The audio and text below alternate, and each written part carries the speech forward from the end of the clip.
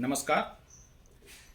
आपको पता होगा कि चाइना ने G20 समिट्स में आने से मना कर दिया और ये ऑब्वियस था क्योंकि वो पाकिस्तान को सपोर्ट करेगा। ये भी ऑब्वियस है कि चाइना ये हमारा बिगेस्ट एनिमी है और ये भी सच्चाई है कि चाइना की इकनॉमी को हम ही लोग ज़्यादा कंट्रीब्यूट कर रहे हैं क्योंकि उसके प्रोडक्ट खरीद रहे हैं, उसके गुड्स खरीद रहे हैं, उसके सर्विसेज अवेल कर रहे हैं और हमारी मार्केट में डायरेक्टली और इनडायरेक्टली उसने जो है ना पूरी तरह से पेनिट्रेट कर रखा है। अब हमारे से ही मनी कमा के पाकिस्तान और बाकी कंट्री को फंडिंग कर रहा है और वो हमारे अगेंस्ट में यूज कर रहा है। तो रियल बेवकूफ़ कौन है? बेवकूफ़ तो हम ही हैं भाई। अब हमें क्या करना चाहिए? अब हमें ये करना चाहिए कि अगर आपको लगता है, पॉइंट नंबर वन है कि अगर ज़रूरी नहीं है तो हमें मेड इन चाइना और इम्पोर्टेड प्रोडक्ट्स को बिल्कुल टच नहीं करना है। धीरे धीरे वो हमारे कंट्री से, हमारे जो ट्रेडर्स है वो जब वो सेल नहीं होगा तो बाई करना छोड़ देंगे, इंपोर्ट करना छोड़ देंगे। सेकंड सिनारियो है कि जो चाइनीज कंपनी जो मैन्युफैक्चरिंग कर रही है इंडिया में, डेफिनेटली हमें उनको बाई करना है, उस प्रोडक्ट्स को बाई करना है, बिकॉज यहाँ पे जो प्लांट लगे हैं उससे हमारे को एम्प्लॉयमेंट जनरेट हो रहा है और टैक्सेस आ रहे हैं। बट वहाँ भी अगर हमें चांस लग रहा है कि हमारे पास मेड इन इंडिया और इंडियन कंपनी हैं जो उस प्रोडक्ट्स को दे रही है और सिमिलर जो है क्वालिटी मेंटेन कर रही है, तो हमें उस प्रोडक्ट को प्रेफर करना है जो मेड इन इंडिया और इंडियन कंपनी ने मैन्युफैक्चर्स किया है। चाइनीज को एज मच एज पॉसिबल हमें अवॉइड करना है और इतनी जल्दी नहीं होगा। बाइकॉट्स, चाइनीज प्रोडक्ट्स और ये सब चीज़ें जो है ना, अगर ट्रेंड कराने से भी कोई फ़ायदा नहीं है।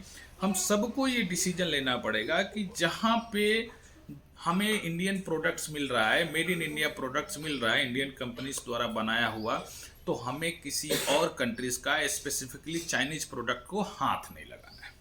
अब आप इस चीज़ को जो इंटरनेशनल है उसको फन में उड़ा देते हैं, उनको इंडिया से मतलब नहीं है। तो हमें जो जो रियल इंडियंस हैं, जो अपने देश से प्यार करते हैं, उनके लिए यही मेरा संदेश है कि भाई as much as possible made in India product खरीदिए, इंडियन कंपनी को ऑलवेज प्रेफर कीजिए।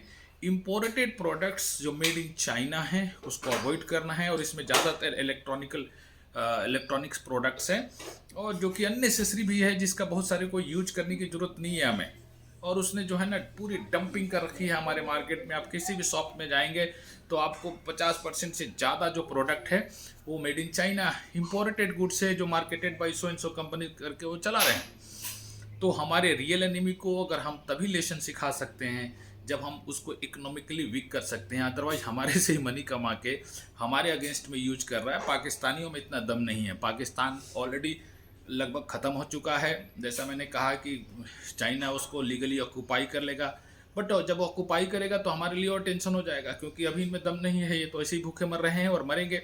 पाकिस्तानियों से सहानुभूति रखना भी बेवकूफ़ी है क्योंकि जितने पाकिस्तानी हैं उसमें से 99% टेररिस्ट माइंडेड है।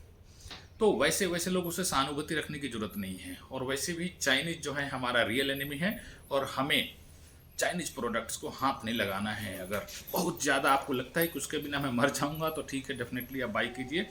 बट हमारे पास अगर उसका रिप्लेसमेंट है और थोड़ा हो सकता है कि ज़्यादा कॉस्ट देके हमें Indian products, made in India और इंडियन कंपनी का प्रोडक्ट्स हम बाई कर सकते हैं, सर्विसेज अवेल कर सकते हैं, तो हमें उनका लेना चाहिए। और जो चाइनीज सर्विस सेक्टर्स में भी जो घुसे हुए हैं उन सबको जो है ना, उन सारे सर्विसेज को बेसिकली अवॉइड करनी चाहिए। और जो इंडियन प्रोफेशनल्स हैं, जो इंडियन कंपनी हैं जो सर्विसेज को प्रोवाइड कर रही है, उसको प्रेफर करना चाहिए। तो बाइकॉट चाइना जो है ना 24 घंटे हमारे दिमाग में रहना चाहिए क्योंकि हमारा इनकम ही हमारे से ही कमा के हमारे अगेंस्ट में यूज कर रहा है। तो बेवकूफ़ तो हम ही हुए ना। नमस्कार।